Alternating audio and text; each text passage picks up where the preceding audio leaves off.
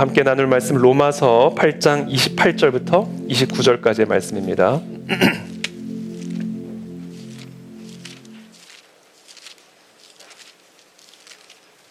로마서 8장 28절부터 29절까지 우리 한 목소리로 함께 읽겠습니다. 시작. 우리가 알거니와 하나님을 사랑하는 자, 곧 그의 뜻대로 부르심을 입은 자들에게는 모든 것이 합력하여 선을 이루느니라. 하나님이 미리 아신 자들을 또한 그 아들의 형상을 본받게 하기 위하여 미리 정하셨으니 이는 그로 많은 형제 중에서 맏아들이 되게 하려 하심이니라. 아멘. 네, 오늘은 슬기로운 신앙생활 37번째 성화란 무엇인가? 라는 주제를 가지고 오늘 하나님의 말씀 함께 나누도록 하겠습니다.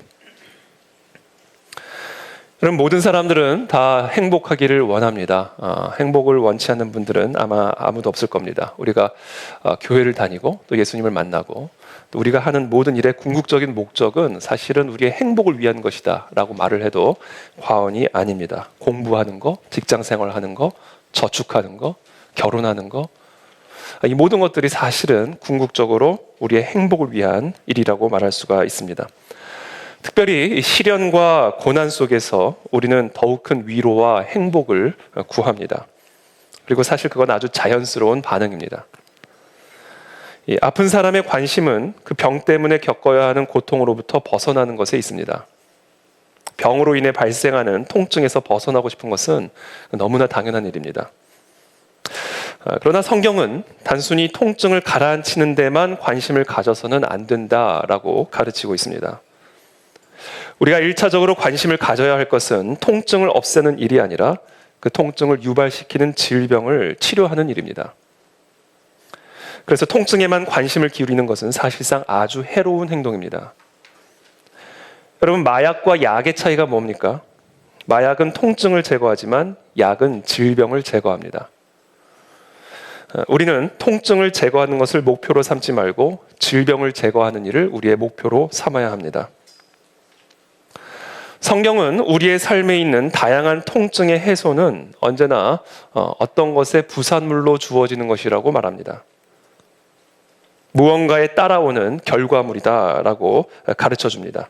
다시 말해서 행복이나 기쁨이나 평안 자체를 삶의 목표로 삼는 사람은 절대 그것을 얻지 못하게 될 것이다. 이것이 성경의 가르침입니다. 왜냐하면 그와 같은 것들은 다른 무언가를 목표로 추구할 때 따라오는 결과물이요, 부산물이기 때문에 그렇습니다. 예수님은 복에 줄이고 목마른 자는 복이 있나니 라고 말씀하지 않으셨습니다. 예수님은 이렇게 말씀하셨습니다. 의에 줄이고 목마른 자는 복이 있나니 그들이 배부를 것이며. 그러므로 우리가 복을 받기를 원한다면 복을 구하는 것에서 출발하면 안 됩니다. 의를 구하는 것에서 출발해야 합니다. 하나님의 복을 받기를 원한다면 하나님의 의를 추구해야 합니다. 그렇지 않으면 복도 받을 수가 없습니다. 모든 사람들이 행복을 직접적으로 추구하고 있기 때문에 행복하지도 못한 겁니다.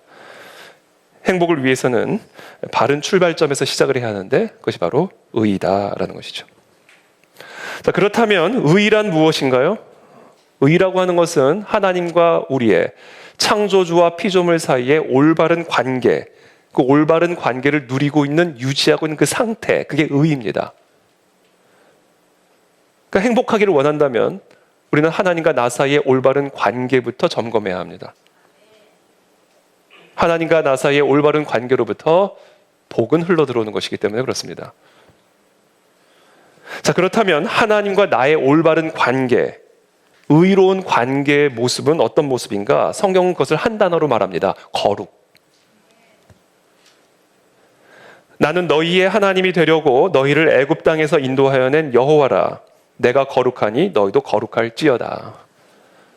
내가 너희의 하나님이 되려고, 너와 내가 관계를 회복하기 위해서, 그래서 너희의 하나님이 되고 너는 나의 백성이 되게 하기 위해서 내가 너희를 애굽에서 건져냈다. 그러므로 내가 거룩하니 너희도 거룩할지어다. 이것이 바로 하나님과 인간 사이의 의로운 올바른 관계의 상태다라는 거예요.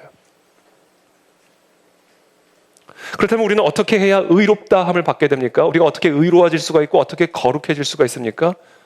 그래서 어떻게 우리가 하나님과 나 사이의 올바른 관계를 회복할 수가 있습니까? 오직 믿음으로. 우리 어떤 행위가 아니라 오직 믿음으로 거룩하다, 의롭다, 칭함을 받게 됩니다. 우리는 그것을 칭의라고 부릅니다. 자, 그렇다면 오늘 설교의 주제인 성화는 무엇인가? 의롭다 칭함을 받은 성도들이 실제로 의로워져가는 과정. 그냥 칭함만 받는 게 아니라 진짜 의로워져가는 과정.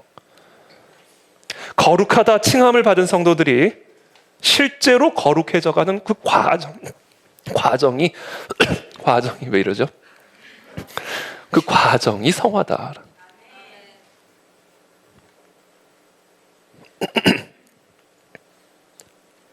하나님의 아들 예수 그리스도께서 우리의 죄를 대신하여 그리고 우리의 죄인된 우리들을 대표하여 십자가에서 죽으시고 3일 만에 다시 부활하심으로 말미암아 우리를 묶고 있던 죄와 사망의 권세로부터 우리를 자유케 하셨다라는 이 사실을 믿음으로 받아들이기만 하면, 저는 그것을 믿으시길 축복합니다. 받아들이시길 축복합니다. 그렇게 하기만 하면 우리는 하나님의 아들 예수 그리스도의 의를 그대로 전가받아 의롭지 않은 우리가 의롭다, 전혀 거룩하지 않은 우리가 거룩하다 칭함을 받게 됩니다. 그리고 바로 그 순간에 우리 안에 그리스도를 죽은 자 가운데서 다시 살리시는 영적 생명력이 들어오게 됩니다. 우리는 그것을 거듭났다 이렇게 표현하는 거예요. 그리고 그와 같은 영적 생명력이 우리 안에서 역사하셔서 의롭다 칭함을 받은 우리를 실제로 의롭게, 거룩하다 칭함을 받은 우리를 실제로 거룩하게 성장시켜 가시고 성숙시켜 가시는 그 역사를, 그 일을 행하기 시작하세요. 그게 성화예요. 그 성화는 처음부터 끝까지 성령의 역사입니다. 성령이 주도적으로 우리를 거룩하게, 의롭다함을 받은 우리를 실제로 의롭게 만들어 가시는 거예요. 성화는 성령의 사역입니다. 그래서 자, 이것을 바꿔 말하면 우리가 그리스도를 믿음으로 영접할 때 그리스도를 죽은 자 가운데서 다시 살리신 하나님의 영, 즉 성령 하나님이 우리 안에 들어오셔서 우리를 그리스도의 형상으로 변화되어지도록 일을 시작하신다. 그러므로 성화는 처음부터 끝까지 성령의 사역인 것입니다.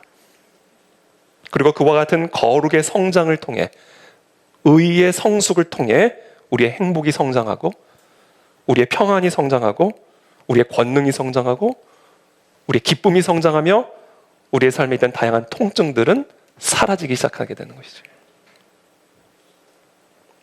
한마디로 그리스도인의 행복한 삶, 평안한 삶, 복된 삶은 우리의 거룩의 성장을 통해서 부산물로, 결과물로 주어지는 것입니다. 저는 그와 같은 성화의 성장이 우리 가운데 일어나게 되기를 축복합니다. 그때 우리의 행복도 성장해 간다.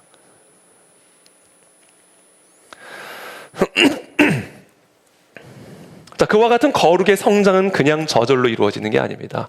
신앙 연수 지나가면 저절로 거룩이 성장해지는 게 아닙니다. 우리의 성화를 위해서, 거룩의 성장을 위해서, 그래서 우리의 행복의 성장을 위해서 성령 하나님께서 사용하시는 도구가 있습니다. 첫 번째는 바로 성경입니다. 성경. 우리 디모데후서 3장 16절부터 17절까지 한 목소리로 읽겠습니다. 시작.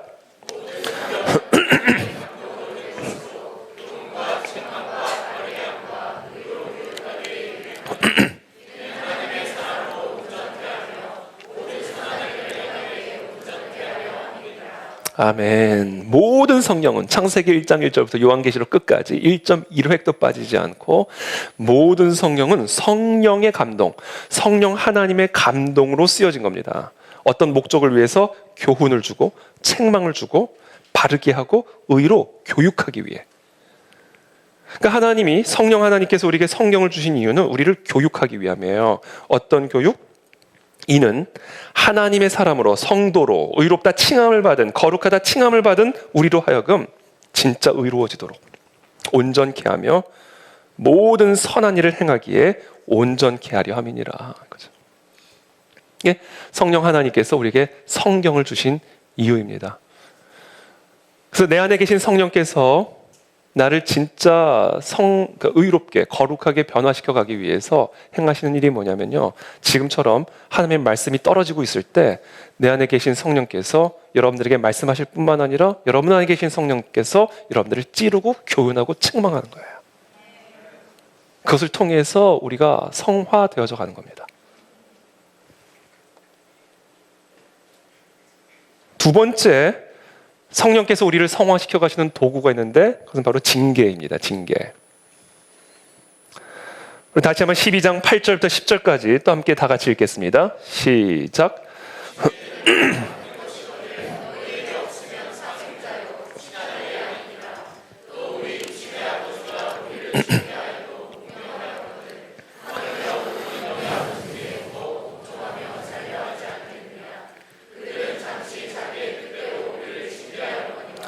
오직 하나님은 우리의 유익을 위하여 그의 거룩하심에 참여하게 하시느니라. 아멘. 징계는 다 받는 거예요. 그래서 징계가 우리 안에 없으면요, 우리는 사생자고 참아들이 아닙니다. 그래서 모든 영의 아버지, 우리 하나님 아버지께서도 더욱 복종하며 살게 하기 위해서 우리에게 징계를 주신다. 그것을 통해서 우리의 유익을 위하여 그의 거룩하심에 참여하게 하신다. 그러니까 성령 하나님께서는 하나님의 감동으로 기록된 하나님의 말씀으로 우리를 교육하실 뿐만 아니라 징계로 우리를 채찍으로 우리를 치심으로 이 말씀을 복종하게 만든다. 그래서 우리 부모님들이 우리 아이들 교육할 때 마찬가지. 우리 아이들에게 말한다고 듣습니까? 안 듣죠. 이렇게 해야 된다. 그렇게 하면 얼마나 좋아요. 근데 그렇게 안 해요. 그러니까 채찍이 같이 가는 겁니다. 하나님이 말씀을 하시는데 그건 말씀 아니라는 거예요. 하나님 말씀 아니라는 거예요. 그럼 말씀대로 하면 얼마나 좋아요. 그렇잖아요. 하나님이 말씀하시면 그 말씀대로 행하면 얼마나 좋아요. 근데 그건 하나님 말씀 아니라는 거예요. 그러니까 바벨론이 붙어줘야 되는 것이고 바로가 붙어줘야 되는 것이고 광야가 붙어줘야 되는 거예요. 그래서 이 말씀대로 해야 되겠구나. 복종하며 살아야 되겠구나. 라고 우리의 마음과 생각과 육체를 치는 겁니다. 그것을 통해서 우리 안에 거룩이 성장하고 의의가 성장하게 되고 그와 같은 성장을 통해 행복이 성장하기 시작하고 평강이 성장하며 통증은 제거되기 시작하는 거예요.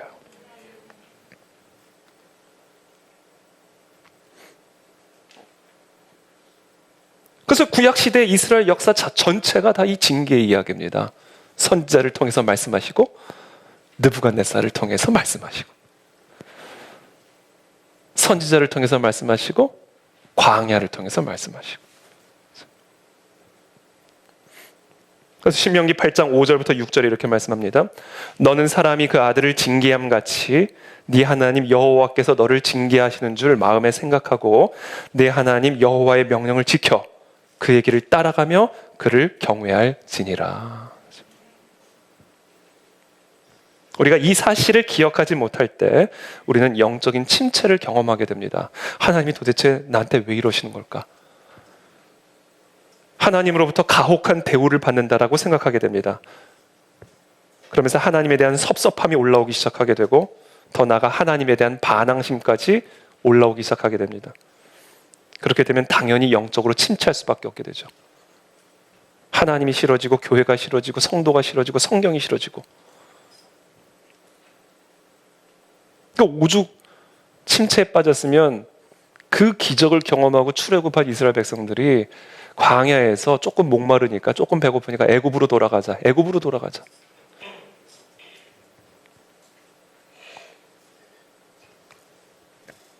여러분, 우리가 그리스도인의 삶에 있어서 우리가 이 성화를 경험하기 위해서 우리가 반드시 기억해야 할 사실이 있는데 그것은 뭐냐면 우리에게 일어나는 모든 일에는 의미가 있다라는 사실을 기억하는 겁니다. 모든 일에는 의미가 있어요. 우연히 일어나는 일은 하나도 없습니다.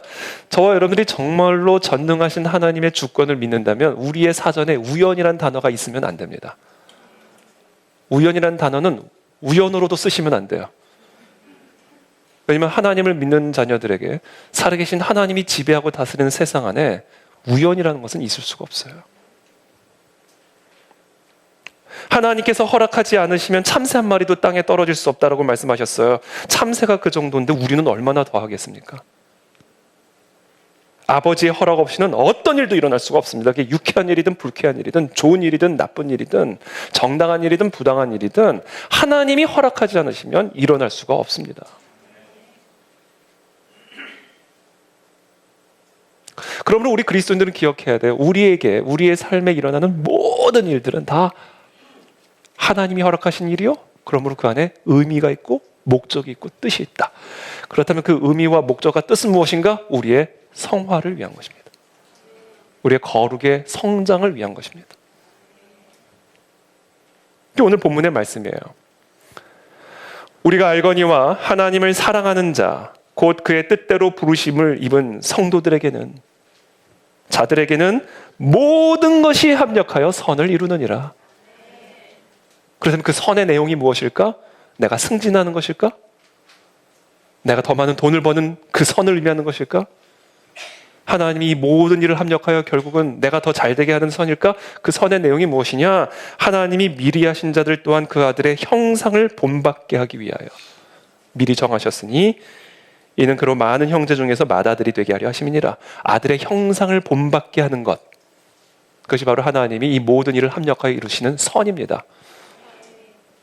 그게 선인 이유는 우리가 예수 그리스도의 형상을 닮아가면 닮아갈수록 그것이 우리에게 복이 되기 때문에 그래요. 여러분, 우리가 예수님을 닮아갈 때, 우리가 예수님의 기질을 더욱 닮아갈 때 어제 그 일 때문에 분노하시겠어요? 우리가 예수님을 더 깊이 닮아갈 때 어제 두려워했던 그것을 오늘도 두려워하시겠습니까? 우리가 예수 그리스도의 성품을 더 닮아갈 때 어제 싸웠던 그것 때문에 오늘도 싸우시겠냐고요. 우리가 예수 그리스도의 형상을 더 닮아가면 닮아갈수록 나를 묶고 있었던 것으로부터 자유케 되기 시작하고, 나를 짓누르고 있었던 것으로부터 해방되어지고, 이 땅에 매몰되었던 나의 시선이 이제는 저 영원한 하나님의 나라를 바라보게 만드는 자유와 해방과 기쁨을 가져다 주는 거예요. 그래서 여러분, 우리가 진짜 행복하고자 한다면 우리 이거 추구해야 됩니다. 예수님 닮기를 더 소망해야 된다. 그러면 모든 통증들이 사라져요. 우리 안에 있는 통증들이 왜 일어나는지 아세요? 예수님을 안 닮아서 그래요. 엉뚱한 것에서 통증을 느끼는 거예요. 이 시간 축복합니다. 저와 여러분들 모두가 매일매일 예수 그리스도를 더욱 닮아가기를 축복하고 예수 그리스도를 닮아가기를 더욱 힘쓰기를 축복합니다. 바로 그 일이 성령 하나님께서 우리 안에서 모든 일을 재료로 삼아 행하고 계시는 선이에요. 그렇기 때문에 우리는 우리의 삶에 일어나는 모든 상황들을 늘 관찰하면서, 그리고 그 모든 상황을 통해서 우리에게 주고자 하시는 교훈이 무엇인지를 질문하고 또 기다리는 이 청종하는 자세가 필요합니다. 왜 이런 일을 허락하셨을까? 왜 이런 일을 방치하셨을까? 그 모든 상황 속에서 우리에게 들려주시는 그 메시지를 듣기 위해서 우리의 귀를 활짝 열고 있는 이 자세가 반드시 필요합니다. 왜냐하면 성령께서는 쉬지 않고 우리 안에서 우리의 성화를 위해서 일하시거든요. 그러니까 우리도 쉬지 않고 성령께서 무슨 일을 하고 계시는지를 듣기 위해 깨어 있어야 된다.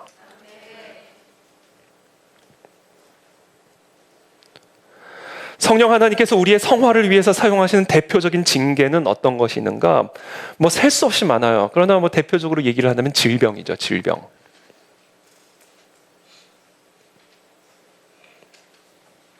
사도 바울은 육체의 가시를 통해서 하나님이 내가 자만하기를 원치 않으시는구나. 나는 3층천까지 남들이 알 수 없는 그 깊은 영적 비밀을 깨달아 알았기 때문에 손만 얹어도 귀신들이 떠나가고 죽는 사람들이 살아나고, 나로 하여금 죽는 사람을 살릴 수 있는 능력을 갖게 하기 위해서 나를 죽게끔 만들고 계시는 거구나. 이걸 깨달은 거예요. 나로 자만하지 않게 하시기 위해서 연약함이라는 선물을 주셨다라는 음성을 들은 겁니다. 3번 구했는데 3번 다 NO 하신 거 아니에요. 이게 징계입니다. 여러분 혹시 우리 가운데 육체의 연약함으로 질병 가운데 고통 가운데 계신 분들이 계십니까?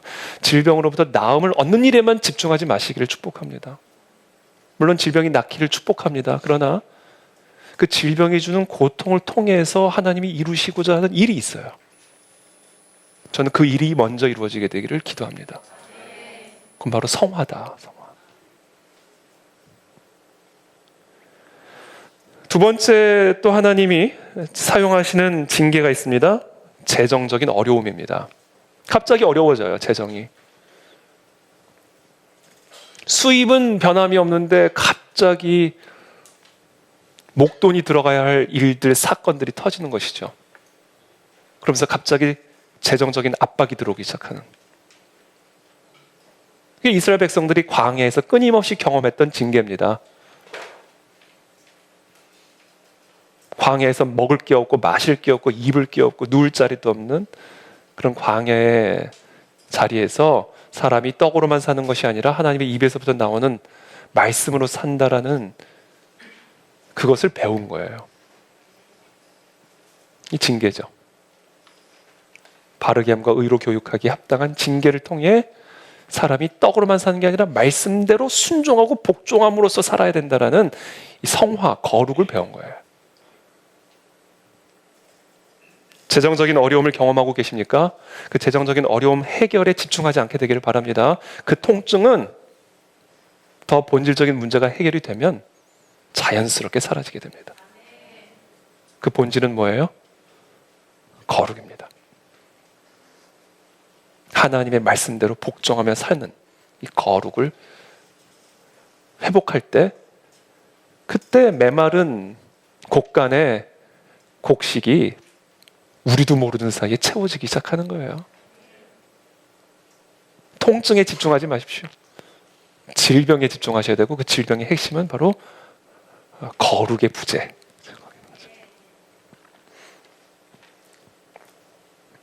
세 번째 성령께서 또 사용하시는 징계가 있습니다. 박해입니다. 박해. 하나님께서 하나님의 성도들과 교회에게 박해라는 징계를 허락하시는 이유는 이 박해는 이 하나님의 교회와 성도들을 의롭다 칭함을 받고 의롭지 않은 성도들, 의롭다, 거룩하다 칭함을 받고도 거룩과는 전혀 상관없는 교회들을 진짜 의롭게, 진짜 거룩하게 만들어 그리스도의 몸된 교회요 군대로 정결케 하기 위한 기질이에요. 너는 장차 받을 고난을 두려워하지 말라. 볼지어다 마귀가 장차 너희 가운데서 몇 사람을 옥에 던져 시험을 받게 하리니 너희가 10일 동안은 환난을 받으리라. 네가 죽도록 충성하라. 그리하면 내가 생명의 관을 네게 주리라. 여러분 이 말씀은 손양원 목사님이 신사참배로 구속되어 계셨을 때 이 감옥에서 저 감옥으로 옮겨지는데 그걸 뭐 이감한다고 그러나요? 다른 감옥으로 이제 옮겨지는데 그 짧은 찰나에 정양순 사모님일 거예요, 성함이. 이 정양순 사모님이 그 짧은 찰나에 다른 감옥으로 들어가는 남편을 향하여 달려갑니다. 그리고 하신 말씀이 이거예요. 네가 죽도록 충성하라. 그리하면 생명의 면류관을 내게 주리라. 무서운 사모님이죠.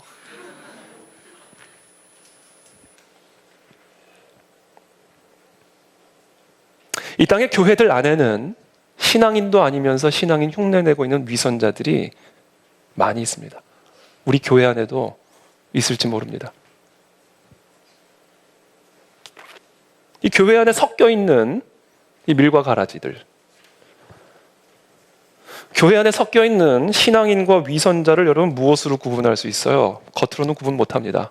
똑같이 성경 들고 다니고 똑같이 찬양하고 똑같이 말씀 듣고 있기 때문에 겉으로는 구분 못합니다. 박해가 와야 알 수가 있어요. 내가 믿는 그 신앙, 내가 고백한 그 예수 그리스도 때문에 당하는 불같은 박해, 그걸 견뎌낼 수 있냐 못하냐, 그것으로 그 사람이 진짜 신앙인인지 아니면 신앙인 흉내내고 있는 위선자인지를 분별할 수가 있습니다. 그거 외에는 다른 방법이 없어요. 제가 지난주 금요일에도 설교했지만 나의 신앙 때문에 당하는 이 모독과 수치를 내가 감수할 수 있을 것인가? 나의 신앙 때문에 당하는 이 손해를 내가 감당할 수 있을 것인가? 심지어 그 신앙을 위해서라면 필요하다면 내 목숨까지도 내놓을 수 있을 것인가를 통해서만 우리는 우리가 진짜 신앙인인지 아니면 위선자인지를 분별할 수가 있게 되는 겁니다. 그래서 저는 확신해요. 로마의 카타콤에는 위선자가 없었습니다. 그래서 저는 확신합니다. 북한의 지하교회에는 위선자들이 없습니다. 그리스도인이 된다는 것이 곧 죽음을 의미하는 카타콤 안에, 그리스도인이 되는 것이 곧 죽음을, 처형을 의미하는 북한의 지하교회 안에 위선자들이 있을 리가 없어요. 자신의 위선을 위해 목숨을 바칠 사람은 없기 때문에 그래요. 그래서 마지막 때는 환난과 희련의 때가 될 것이다.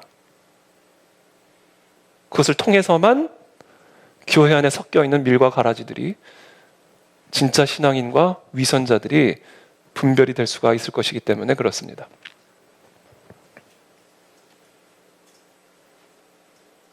앞으로도 계속해서 우리의 신앙을 위협하고 도전하는 시련들은 계속해서 교회 안팎에서 일어나게 될 겁니다. 이거는 제가 예언하는 거예요. 그리고 이건 제 예언이 아니라 성경의 예언입니다. 그래서 제가 지난주 주일 설교 때도 우리 교회가 너무 빡센가? 순간 흔들렸어요. 근데 제가 뭐라 그랬죠? 아니다. 그랬죠, 아니다. 더 빡세면 더 빡세요. 자꾸 제가 이 표현 좀 별로 아닌 것 같은데 더 정신 차려야지. 여러분, 눈 뜨고 고백합니다.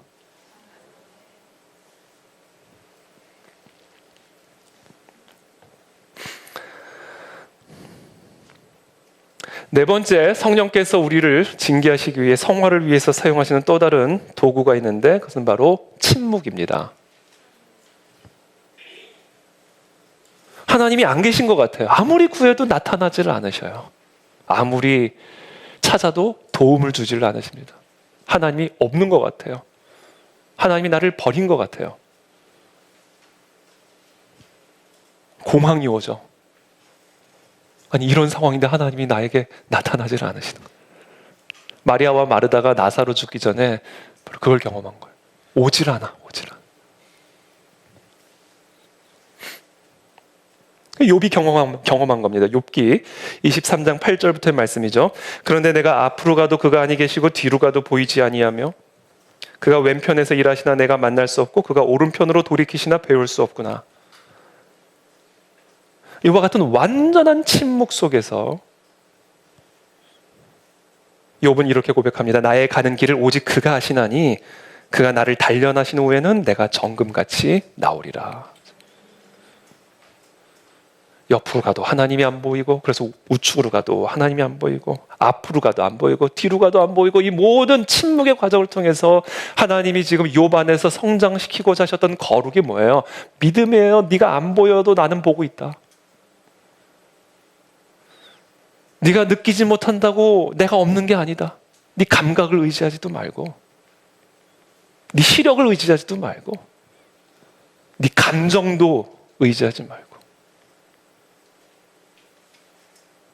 완전한 침묵 속에서도 내가 너와 함께하고 있음을 믿는 그 믿음, 완전한 어둠 속에서도 빛으로 함께하고 계신 그 하나님을 믿는 그 믿음, 그 믿음을 지금 하나님은 가르쳐주고 계시는 거였어요. 바로 성화입니다. 성화.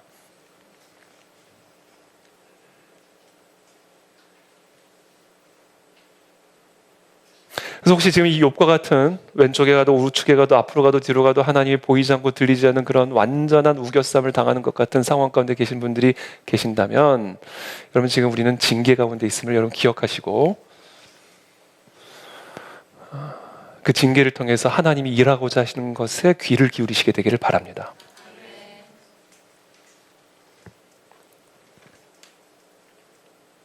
하나님이 우리의 성화를 위해 징계하신 상황은 지금 제가 말씀드린 몇 가지 상황에 국한되지가 않습니다.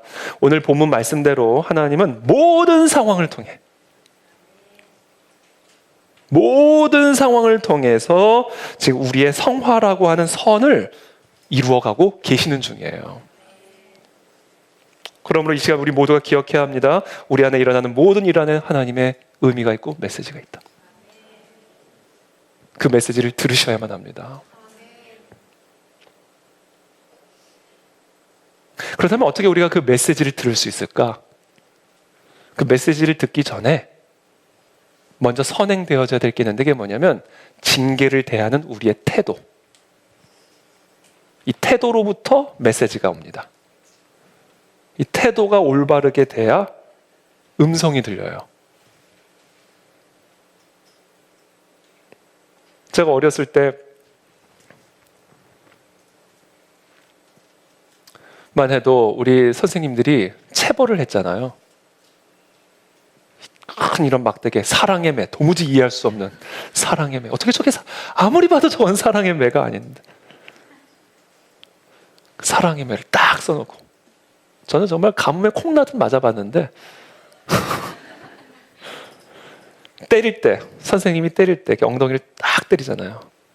그때마다 선생님이 하시는 말씀이 있어요. 자세 똑바로 안 하면 다친다. 안 맞으려고 막 이렇게 매면 뼈 다친다. 이 징계가 너에게 효과가 있으려면 자세부터 똑바로 하라. 그리고 이 자세가 똑바라질 때 마음이 똑바라진다. 내가 잘못한 걸 인정하는 것이고, 그리고 내가 이 체벌을 통해 나의 어그러진 것을 고침받으리라 라고 하는 그 마음의 태도를 가지고 징계를 받아야 그 징계 안에 감추어져 있는 메시지가 들려지기 시작한다는 거예요. 징계에 대해서 불만이나 분노나 상처로 받아들이게 되면요, 그 징계 안에 담겨져 있는 그 풍성한 하나님의 메시지가 완벽하게 차단됩니다. 들리지가 않아요. 남는 건 쓴뿌리만 남아요. 분노만 남습니다. 그래서 지금 하나님이 우리의 성화를 위해서, 그래서 우리의 복을 위해서 지금 허락하시는 이 징계의 상황 속에서 우리에게 말씀하시는, 우레처럼 선포하고 외치고 계신 그 음성을 듣고자 한다면 먼저 그 징계를 대하는 태도부터 고치셔야 돼요.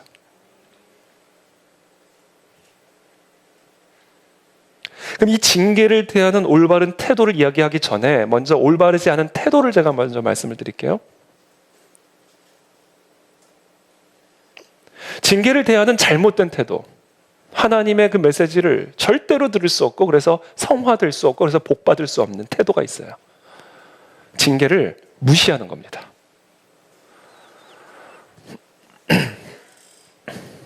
히브리서 12장 5절의 말씀입니다.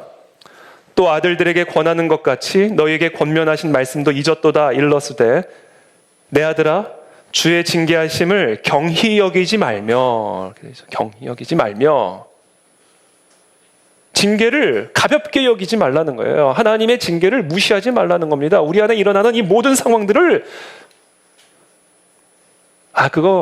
그런 원인 때문에 일어난 거야. 그런 상황 때문에 어쩔 수 없이 일어난 거야. 그 사람 때문이야. 엉뚱한 곳에 원인을 돌리지 말고 우리 안에서 일어나는 모든 상황, 내 안에 일어나는 모든 상황 가운데 하나님의 징계가 있고 메시지가 있고 나의 성화를 위한 목적이 있다라는 사실을 깨닫고 가볍게 여기지 말라는 거예요.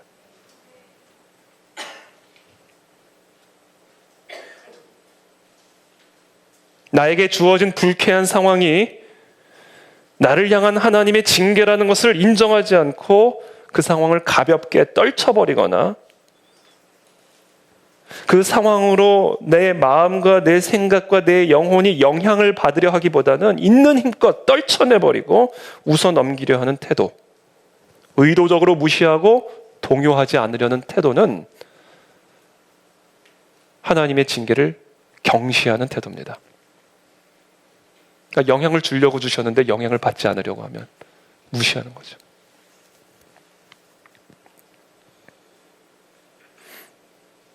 모든 불쾌한 상황이 언제나 하나님의 징계인 것은 아니지만 그것이 징계일 수 있기 때문에 우리는 모든 상황 속에서 우리에게 들려주고자 하시는, 또는 들려주실지도 모르는 징계의 메시지에 귀를 기울이는 겸손한 태도를 가져야만 합니다.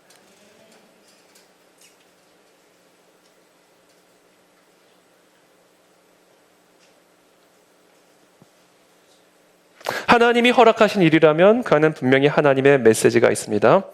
그 메시지에 귀를 기울이는 겸손한 태도, 이것이 바로 행복한 삶을 위해, 거룩한 삶을 위해 필수적으로 요구되어지는 슬기로운 신앙생활의 기본 중의 기본입니다. 그런 은혜가 우리 모두에게 있게 되기를 예수님의 이름으로 축복합니다. 두 번째, 어리석은 태도입니다. 징계로 인해 낙심하는 거예요.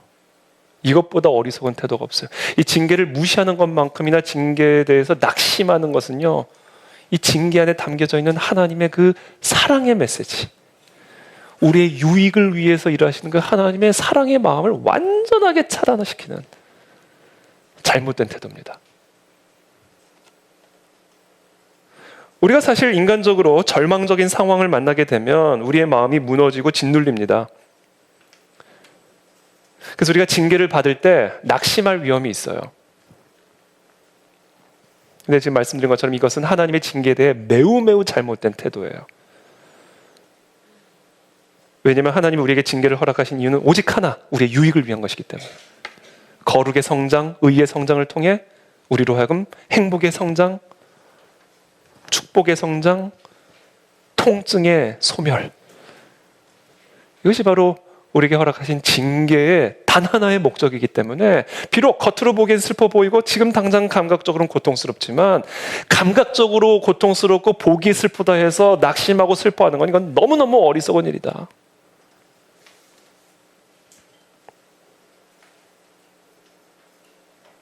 그래서 히브리서 12장 6절에서 말씀합니다. 주께서 그 사랑하시는 자를 징계하시고, 사랑하기 때문에 징계하시는 거예요. 그가 받아들이시는 아들마다 채찍질하심이라. 다시 한번 말씀드리지만 천국에 가면 징계 없어요. 이 땅에 징계가 필요하니 우리가 죄인이기 때문에. 의롭다 칭함을 받아놓고도 의롭지 않고, 거룩하다 칭함을 받아놓고도 거룩하지 않아서 하나님의 거룩한 자녀들에게 약속된 권세를 못 누리니까, 그래서 치시는 거예요. 그래서 징계를 주시는 것이고.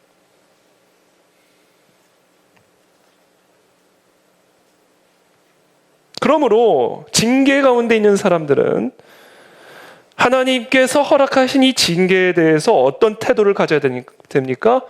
진심으로 감사하셔야 돼요, 여러분. 진심으로 감사드려야 돼요. 하나님께 너무 감사합니다, 하나님. 나를 내버려 두지 않으시고, 그냥 나를 있는 그대로 살다가 죽게 하지 않으시고, 하나님이 이런 저런 징계를 통해 내 안에 거룩이 성장하게 하시고 의의가 성장하게 하심으로 더 큰 하나님의 자녀에게 약속된 권세와 축복을 누리게 하시니 하나님 진심으로 감사합니다. 이 고백 오늘 드리기를 축복합니다, 여러분.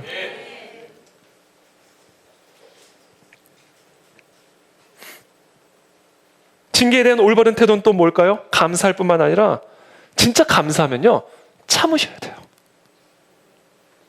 이게 진짜 나의 유익을 위해서 허락하신 일이라는 것을 내가 믿기 때문에 참으셔야 됩니다. 제가 지난주에도 말씀드렸잖아요. 참아낼 때 믿음의 힘줄이 성장한다. 하나님이 허락하신 이 징계의 상황 속에서 그 징계 자체를 받아들일 때, 그때 우리 안에 의의가 성장하고 거룩이 성장하면서 행복이 성장하고 평강이 성장하고 통증은 제거되어 가기 시작한다는 거예요.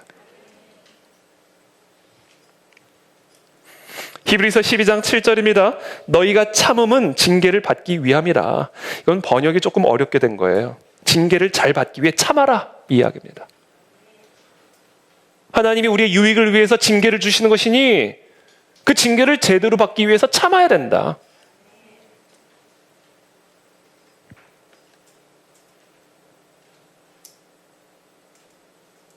우리에게 허락된 모든 고통, 모든 슬픔, 모든 절망은, 우리에게 일어나는 모든 일들은 우리에 대한 그 하나님의 큰 성화라고 하는 그 목적을 이루기 위한 하나님의 뜻이라는 사실을 인정하고, 우리에게 더 큰 축복과 더 큰 행복을 주시기 위한 하나님의 준비 작업이라는 것을 기억하시고 참으시길 축복합니다. 그래서 여러분 한번 따라해 보세요. 징계는 축복의 전주곡이다. 징계는 축복의 전주곡입니다. 복 주기 위해 징계해 주시는 거예요. 그릇에 음식 담기 전에 뭐예요? 그릇 닦죠. 그릇을 닦기 시작하면 그릇에 음식이 담기 위한 준비가 시작됐음을 아는 거예요. 우리를 지금 하나님이 닦고 계신다면, 하나님이 지금 우리 안에 의롭게 거룩하게 성장시키기 위해서 징계 작업을 행하고 계신다면 여러분 기뻐하십시오. 그리고 참아내십시오. 축복의 전주곡입니다.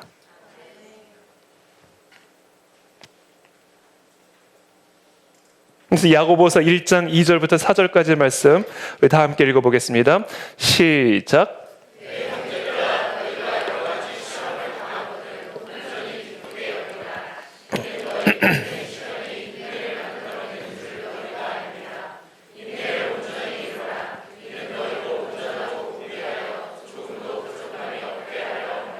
아멘. 그래서 온전히 기쁘게 여기라. 진심으로. 그렇죠? 왜냐하면 이 인내를 통해서 조금도 부족함이 없게 될 것이기 때문에. 세 번째, 이 징계를 대하는 올바른 태도가 있습니다. 그것은 바로 하나님의 말씀으로 우리 자신을 점검하는 거예요. 그냥 징계 안에서 감사하고 참기만 하고 있다고 저절로 그 징계가 우리를 성화시켜주는 게 아닙니다. 감사하고 참는 것으로 다가 아니에요. 그 감사하며 참으면서 우리가 해야 할 일이 있어요. 이게 뭐냐면 하나님의 말씀 앞에 서서 이 말씀에 비추어서 우리 영혼과 우리의 마음을 점검해야 돼요. 그 일을 해야 됩니다. 그때 비로소 징계가 우리 안에 성화를 이루어갈 수가 있어요. 연단받다라고 번역된 이 헬라어 원어는 킴나조라고 하는 헬라어 원어입니다. 영어식 발음으로 한다면 짐나조입니다. 짐네지움, 체육관. 그렇죠? 이 짐네지움이라는 이 체육관을 의미하는 영어 단어가 바로 이 짐나조 또는 킴나조로부터 파생된 단어예요. 그게 연단받다라는 의미예요. 그러니까 이 킴나조의 그 원어적 의미는 벌거벗다, 벌거벗고 운동하다라는 의미를 지니고 있습니다. 우리가 체육관에 들어가서 훈련장에 들어가서 코치 앞에 서면 코치가 뭐라고 말해요? 옷 갈아입고 오세요. 이렇게 얘기합니다. 그러면 우리가 일상복을 다 벗고 운동복으로 갈아입죠. 자, 일상복은 일단 운동하기에 적합하지 않아요. 몸을 격렬하게 움직여야 되기 때문에 운동을 하는 데 있어서 방해가 됩니다. 그러나 그보다 더 중요한 이유가 있는데 우리가 그냥 평상시 같으면 일상복을 입고 있으면요, 우리의 신체의 결점을 최대한 감출 수가 있어요. 완벽하게 감춘 상태입니다, 제가 지금. 일상복은 우리의 신체의 결점들을 감출 수가 있습니다. 그러나 훈련장에서는 그렇게 할 수가 없어요. 일상복을 다 벗어버리고 몸에 딱 달라붙는 운동복을 갈아입으면 내 몸의 이 신체의 어느 부분에 지방이 있고 어느 부분에 근육이 부족한지 이 신체의 결점이 고스란히 드러나게 됩니다. 그래서 저는 운동장에서도 양복을 입을 겁니다.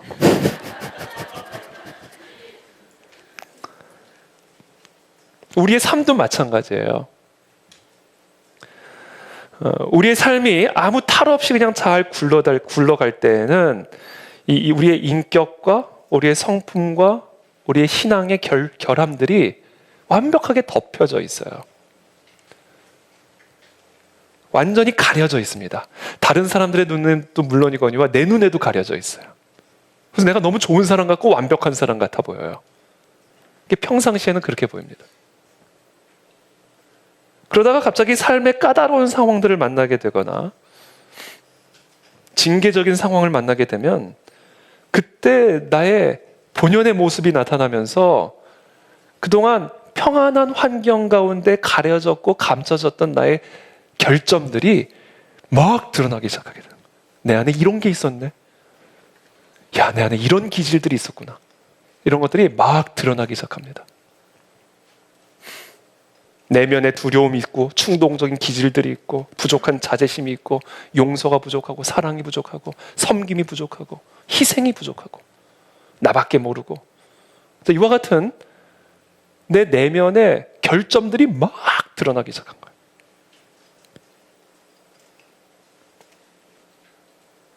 우리가 하나님이 허락하시는 이 징계 상황 속에서 우리가 징계를 받고 연단을 받는다라고 하는 것은 바로 이와 같은 하나님의 체육관에 들어가는 것을 의미하는 거야. 다 발가벗고 하나님 앞에 서는 겁니다. 성령 하나님은 우리에게 허락하시는 어떤 특정한 상황을 통해 우리의 결점을, 우리의 연약함을 완벽하게 가리고 있는, 의롭지 않은, 거룩하지 않은 그 결점들을 완벽하게 가리고 있는 그 옷들을 다 벗기고 지금 우리에게 정확히 어떤 운동이 필요한지를 알아내시고 또 알려주십니다. 자, 그렇다면 성령 하나님께서 어떻게 우리에게 그와 같은 일들을 행하시는가? 바로 말씀을 통해서 그 일을 행하십니다. 하나님의 말씀으로 우리를 발가벗겨버려요. 여러분, 제가 알고 하는 얘기가 아니에요. 하나님이 지금 다 밝혀버리시는 겁니다. 그래서 제가 한번 예전에 설교를 하는데 제가 누구랑 눈을 마주쳤어요. 회개하세요 그랬더니 그분이 일주일 내내 끙끙 앓았다는 거예요. 하나님이 내 죄를 어떻게 알았지? 아니, 목사님이 내 죄를 어떻게 알았지? 일주일을 끙끙, 뭘로 한 얘기예요? 하나님이 알고 하신 얘기지. 그래서 제가 설교할 때 눈 맞추기 되게 조심스러워요.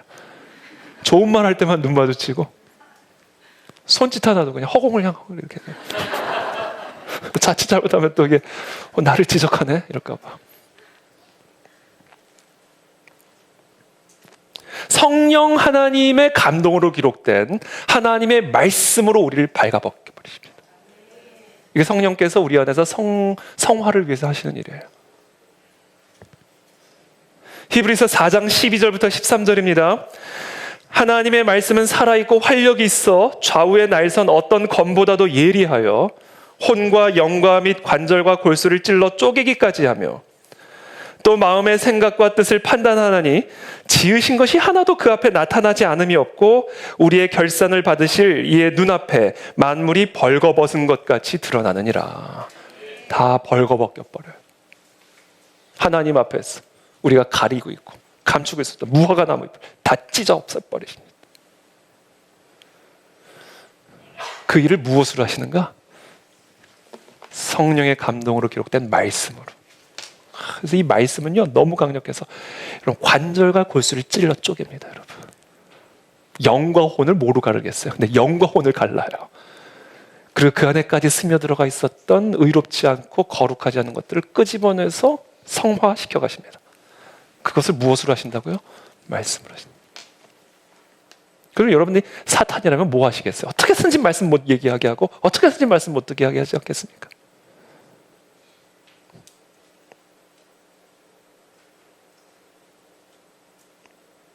그러니까 우리가 예수 그리스도를 믿음으로 말미암아 의롭다함을 받는 순간 성령께서 내 안에 들어오시는데 내 안에 계신 성령 하나님께서 우리 가운데 일어나는 모든 일들을 통해 우리 안에 성화라고 하는 선을 이루시는데 그 성령께서 하시는 일이 바로 말씀을 선포하게 하시고 그 말씀을 듣게 하시는 거예요. 이게 다 성령께서 하시는 일이에요.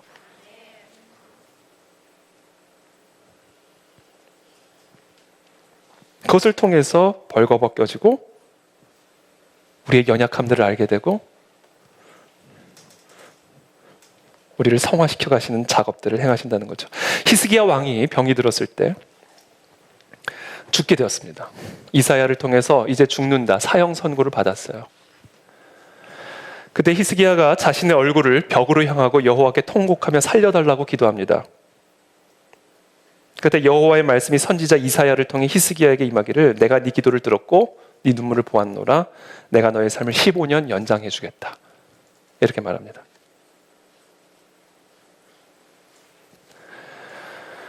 그때 바벨론의 왕이 히스기야가 병에서 나았다라는 그 소식을 듣고는 사신을 통해 히스기야에게 축하의 글과 예물을 보냅니다. 그러니까 히스기야가 너무 기쁜 거예요.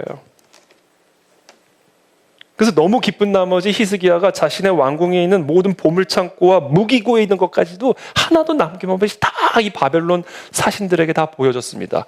그러니까 오늘날로 따지면요 국가 기밀을 그대로 다 보여준 거예요. 그때 선지자 이사야가 하나님의 명을 받고 히스기야에게 나가 질문합니다. 이 사람들이 어디에서 온 사람들입니까? 바벨론의 왕이 보낸 사신들입니다. 이사야가 질문합니다. 그들이 왕의 궁전에서 무엇을 보았습니까? 그들이 내궁전에 있는 모든 걸 다 보았습니다. 이사야가 히스기야에게 이르되 왕은 만군의 여호와의 말씀을 들으소서. 보라, 날이 이르리니 네 집에 있는 모든 소유와 네 조상들이 오늘까지 쌓아둔 것이 모두 바벨론으로 옮긴 바 되고 남을 것이 없으리라. 여호와의 말이니라. 제가 히스기야가 어떤 성품, 어떤 연약함과 어떤 결점을 갖고 있었던 사람인지를 제가 다 알 수는 없습니다만, 제가 봤을 때 되게 뭐랄까요, 약간 허영, 교만, 오만, 자랑, 이런 것들이 좀 심했던 사람 같아요. 하나님이 랍사게를 통해서 확 낮아지게 만들고, 그리고 나서는 또 죽을 병에 걸려가지고 또 확 한시라도 낮아지도록 만들지 않으면 계속해서 허영이 올라오고 교만이 올라오고 자랑질이 올라오는 약간 그런 스타일이었던 것 같아요. 아니면 죄송합니다, 히스기야. 그래서 또 병을 얻게 하신 다음에 또 병을 고쳐주셨어요. 그리고는 이제는 또 바벨론 사신 다 돼가지고 봐라, 무기고 다 보여주고 보물창고 다 보여주고 자랑하는 거예요. 자랑, 허영, 교만, 이게 또 올라오는 거예요. 그러니까 하나님이 또 말씀하시는 겁니다. 너가 보여준 것 다 바벨론으로 가져가게 할 거다. 이게 징계입니다. 그러니까 이 모든 상황을 통해서 히스기야가 들었을 거예요. 하나님이 나의 이 허영을, 교만을, 자랑질을, 세상의 것을 높이고 세상의 것을 추구하는 나의 이 마음을 다루고 계시는구나.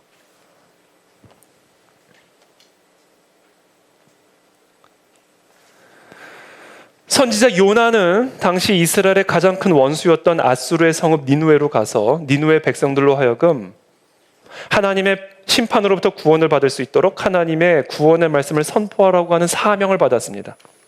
그런데 이 선지자 요나는 하나님의 그 사명을 거부하고 다시스로 가는 배를 탑니다. 왜냐하면 아수르는 이스라엘의 철천지 원수였기 때문에 그래요. 요나가 탄 다시스를 향하는 배에 무서운 광풍이 불어닥칩니다. 징계가 임한 거죠. 요나는 그 광풍 안에서 하나님의 징계의 메시지를 듣는 거죠. 이게 다 나 때문에 일어난 일이다. 내가 하나님의 사명 거부하고 다시스로 도망가고 있으니 하나님이 지금 내가 탄 이 배에 징계를 내리신 것이다. 라고 하는 그 음성을 들은 거예요. 그래서 말합니다. 나를 이 바다에 던져라. 그러면 지금 불어닥치는 이 광풍이 잠잠해지게 될 것이다. 그랬더니 진짜 집어 던져버렸어요. 그 순간 여호와께서 이미 큰 물고기를 예비하사 요나를 삼키게 하셨으므로 요나가 밤낮 3일을 물고기 뱃속에 있으니라. 여러분, 우리가 감당하지 못할 징계는 없습니다. 물속에 던지면 끝나는 거 아니에요? 죽는 거 아니에요? 그러나 그때 하나님이 큰 물고기를 준비하셔서 징계를 감당하게 하시는 거예요. 왜? 징계의 목적은 죽이는 게 아니라 살려서 바꾸기 위한 것이기 때문에. 물고기 뱃속으로 들어가게 된 거예요. 그리고 그 물고기 뱃속에서 요나가 기도합니다. 요나서 2장 2절입니다. 내가 받는 고난으로 말미암아, 그러니까 징계죠. 내가 받는 고난으로 말미암아 여호와께 불러 아뢰었더니 주께서 내게 대답하셨고 내가 스올의 뱃속에서 부르짖었더니 주께서 내 음성을 들으셨나이다. 나는 감사하는 목소리로, 감사죠. 이 징계 속에서, 이 징계 안에 담겨져 있는 그 하나님의 유익과 선을 들은 이 요나는 감사하는 목소리로 주께 제사를 드리며 나의 성원을 주께 갚겠나이다. 구원은 여호와께 속하였나이다 하니라. 여호와께서 그 물고기에게 말씀하시매 요나를 육지에 토하니라. 물고기 뱃속에서 성화를 경험하는 겁니다. 요나가. 그리고 요나는 하나님의 말씀대로 명령대로 순종하여 니느웨로 가서 하나님의 심판을 경고하며 회개를 촉구했습니다. 그랬더니 니느웨 왕부터 모든 백성들까지 금식하며 배를 뒤집어 쓰고 진짜 회개한 거예요. 그래서 진짜 하나님이 내리기로 작정하셨던 심판이 취소가 된 거예요. 그걸 보고 요나가 또 열받는 거예요. 갑자기. 진짜 취소하시네. 내가 회개하라 했더니 얘네들이 진짜 회개하네. 이게 요나예요. 요나. 이 니느웨를 향한 이 분노. 이게 하나님의 말씀을 전하는 선지자인데도 이 니느웨에 대한 분노가 해결이 안 되는 거예요. 그래서 바다에 던져지고 바다에 들어가서 물고기 뱃속까지 들어갔다 나왔는데, 그래서 겨우 니느웨에 가서 하나님의 사명을 하기는 했는데 그 사명대로 되니까 또 열받는 거예요. 그러니까 이게 성화가 덜 된 거죠.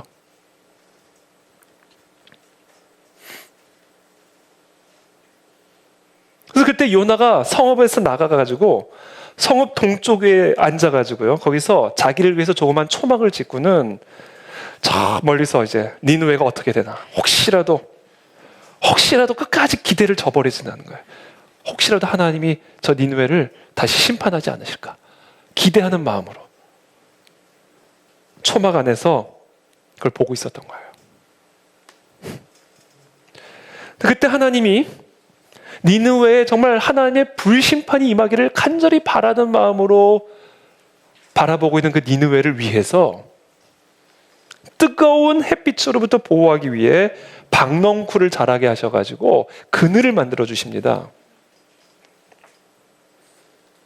그때 이 요나가 그 박넝쿨 때문에 크게 기뻐했다. 요나 성격 좀 연구해보고 싶어요. 되게 자기중심적이었던 사람 같아요. 아주 그냥 자기 감정, 자기 욕구, 자기밖에 몰랐던 사람 같아요.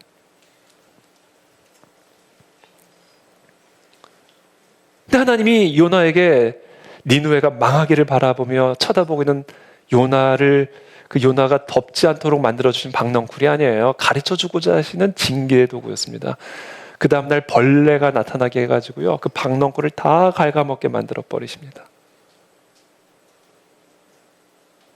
해가 다시 뜨기 시작하자 하나님이 뜨거운 동풍을 예비해가지고요. 요나의 머리에 쪼이시니까 요나가 또 나를 죽여주십시오. 또 이렇게 스스로 죽기를 간구하면서 나를 죽여주십시오 이래요. 되게 성격 이상해요 요나. 근데 그때 하나님이 요나에게 말씀하십니다. 하나님이 요나에게 이르시되 네가 이 박넝쿨로 말미암아 성내는 것이 어찌 옳으냐 하시니 그가 대답하되 내가 성내어 죽기까지 할지라도 옳으니이다. 이렇게. 이거 대단하죠.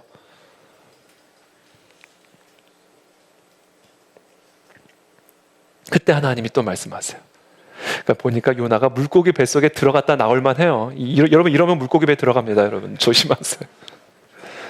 여호와께서 이르시되 네가 수고도 아니하였고 재배도 아니하였고 하룻밤에 났다가 하룻밤에 말라버린 이 박넝쿨을 아꼈거든. 하물며 이 큰 성읍 니느웨에는 좌우를 분별하지 못하는 자가 12만 명이요 가축도 많이 있나니 내가 어찌 아끼지 아니하겠느냐 하시니라. 너는 어떻게 선지자라면서 나의 마음이 없냐? 에? 너조차고 지금 선지자냐? 네 감정 풀려고 선지자냐는 거야. 아니 니느웨 가서 하나님의 구원을 선포하라면 가서 선포해야지. 니느웨가 싫다고 다시스로 가? 아니 너 조금 시원하게 해준다고 박넝쿨을 그렇게 아끼면서도 지금 저기서 12만 명이 죽어가기를 바라고 있어?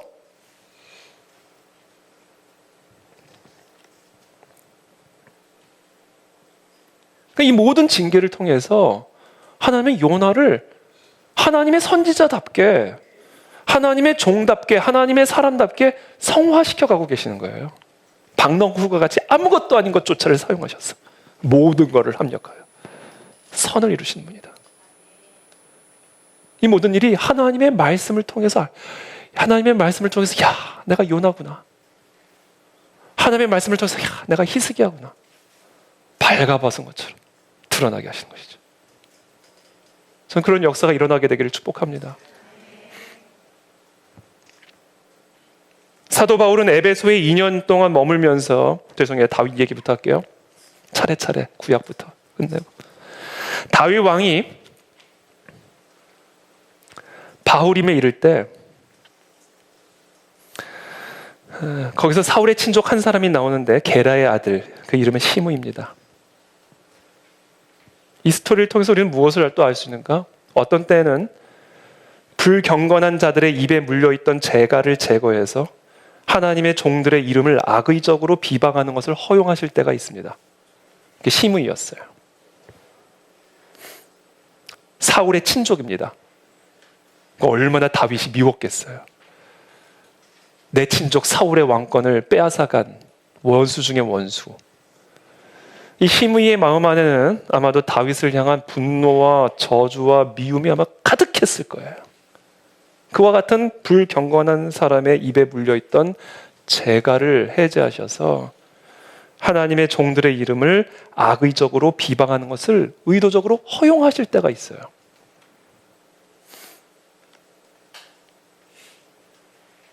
이 시므이가 나오면서 계속해서 다윗을 저주합니다. 다윗과 다윗 왕의 모든 신하들을 향하여 돌을 던집니다. 그때 모든 백성과 용사들은 다 왕의 좌우에 서 있었어요. 사무엘하 16장 7절에 이렇게 기록되어 있습니다. 시므이가 저주하는 가운데 이와 같이 말하니라. 피를 흘린 자여, 사악한 자여, 가거라, 가거라. 사울의 족속의 모든 피를 여호와께서 네게로 돌리셨도다. 그를 이어서 네가 왕이 되었으나 여호와께서, 자꾸 여호와 이름을 팔아요. 무서운 줄도 모르고. 여호와께서 나라를 네 아들 압살롬의 손에 넘기셨도다. 보라, 너는 피를 흘린 자이므로 화를 자초하였느니라 하는지라.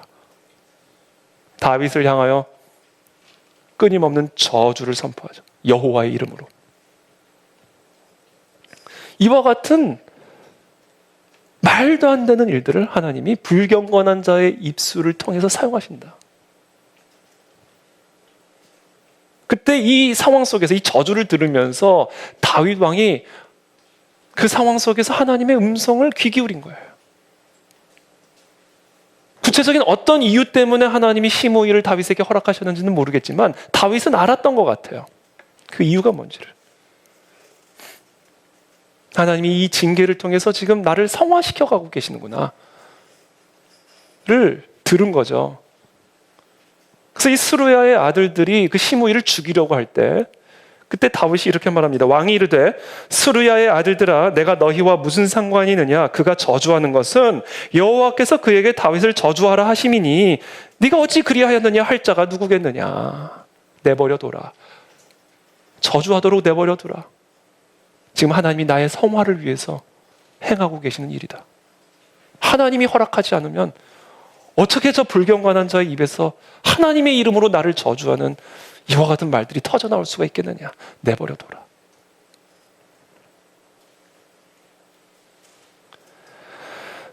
사도 바울은 에베소에 2년 동안 머물면서 두란노 서원에서 하나님의 말씀을 가르쳤습니다. 에베소 교인들의 믿음이 차츰 깊어지는 것을 보자 그는 이제 새로운 곳으로 이주를 해서 새로운 목회를 할 계획을 세웁니다. 그리고 형편이 허락이 된다면 고린도 교회에 머물면서 겨울을 날 생각도 하고 있었습니다. 그런데 그때 고린도 교회로부터 좋지 않은 소식이 들려지게 됩니다. 고린도 교회가 분열이 되어서 아주 심한 어려움과 아픔을 겪고 있다는 소식이었습니다.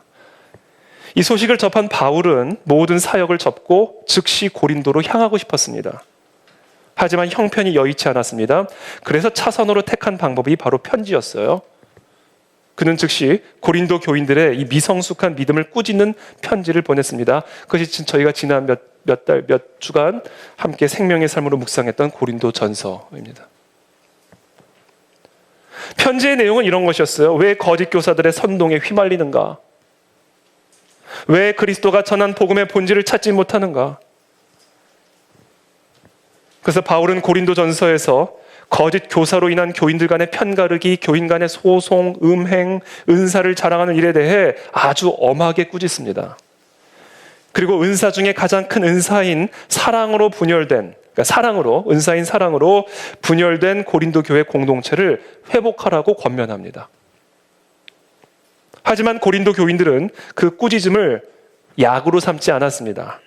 주인의 회초리를 물러 덤비는 개처럼 그들은 오히려 바울을 비방하기 시작했습니다. 그 중에 하나가 바울이 가지고 있는 사도직에 대한 시비입니다. 바울은 사도가 아니라는 거예요. 그에게는 예수님의 직계 제자라는 사도직의 라이센스가 없다라는 겁니다. 뿐만이 아닙니다. 바울이 고린도 방문 일정을 변경한 것을 보고는 그는 도무지 일관성이 없어 믿을 만한 사람이 아니라는 말이 돌기 시작했습니다. 졸지에 사기꾼이 된 거죠. 여러분, 비방에도 살이 붙는 법입니다. 언변도 시원치 않다라는 살이 붙기 시작합니다. 용모도 보잘것없다라는 살이 붙기 시작합니다. 돈만 밝힌다라고 하는 살이 붙기 시작합니다. 바울을 모르는 사람이 들으면 바울은 사도가 아니라 사기꾼입니다. 이 모든 일들 속에서 사도 바울은 성령의 음성을 들었던 것 같아요. 마치 육체의 가시가 찔린 것을 낫게 해달라고 3번 간구했을 때 사도 바울에게 임했던 그 성령의 동일한 육체의 가시를 통한 그 음성을 이와 같은 고린도 교회를 통한 가시 속에서 들었던 것 같아요. 내가 너무 자만하지 않게 하기 위해 하나님이 허락하시는 가시다. 3층 천에 올라갔다 왔던 사도 바울, 그 누구도 알 수 없었던 영적 비밀과 계시를 깨달아 알고 있었던 그 사도 바울로 하여금 손만 얹으면 귀신이 떠나가고 손만 얹으면 죽은 사람도 살아나는 이 놀라운 영적 권능을 가진 사도 바울로 하여금 하나님과 바울 사이에 올바른 의로운 관계의 상태를 유지하게 하기 위해, 그래서 하나님의 능력이 머물러 있게 하기 위해서 하나님은 육체적 가시와 함께 상황의 가시를 허락하셨다라고 하는 음성을 들었던 것이 확실합니다. 그래서 이 고린도전서에서 사도 바울은 이렇게 정리합니다. 자랑하는 자는 주 안에서 자랑할지니라. 옳다 인정함을 받는 자는 자기를 칭찬하는 자가 아니요 오직 주께서 칭찬하시는 자신이라. period. 끝. 이거예요.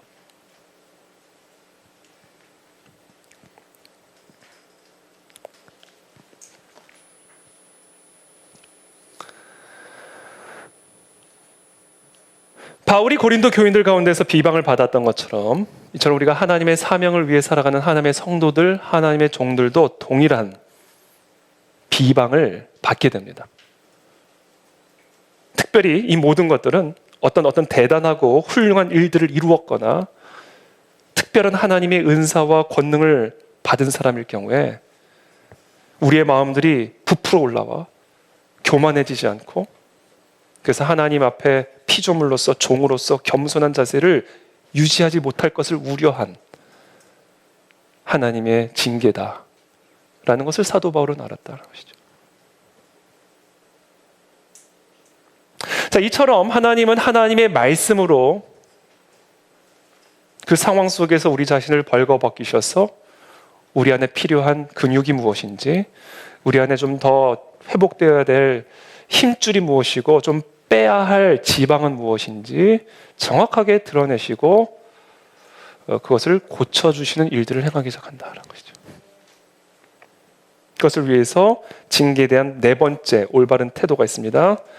하나님께서 하나님의 말씀으로 좌우에 날선 검과 같은 말씀으로 영과 혼을 갈라 찔러 쪼개기까지 하여 나에게 나타난 문제, 내 안에서 드러난 그 연약함을 하나님 앞에서 인정하고 고백해야 된다.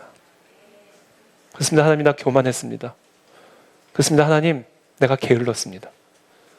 그렇습니다. 하나님, 내가 나밖에 몰랐습니다. 그렇습니다. 하나님, 내가 허영에 찌들어 있었습니다. 이것을 고쳐 주옵소서. 이런 상황 속에서 하나님이 하라는 대로 내가 하겠나이다. 그 발견한 사실을 하나님 앞에 인정하고 고백하는 회개죠. 그리고 마지막으로 5번째, 하나님의 말씀에 대한 올바른 태도. 그것을 고치기 위한 적극적인 운동을 시작하셔야 된다.